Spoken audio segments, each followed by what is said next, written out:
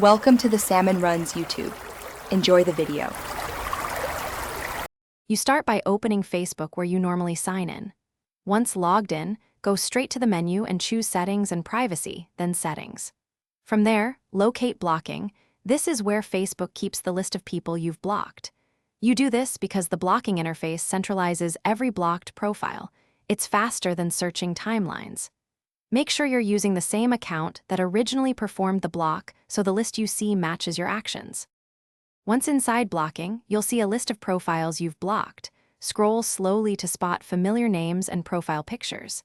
If the list is long, use the search field at the top to type the person's name. That filters the results instantly. Pay attention to mutual friends and profile images because people sometimes change names. This helps you confirm identity. Once done, decide whether you want to keep them blocked or proceed to unblock, which we'll cover next. To remove someone, click Unblock next to their name and confirm. Remember that unblocking restores visibility but doesn't automatically refriend them. After you unblock, search for the person to confirm you can now see their profile. If you can't find them, make sure they didn't deactivate their account or change their name. Sometimes they've restricted visibility.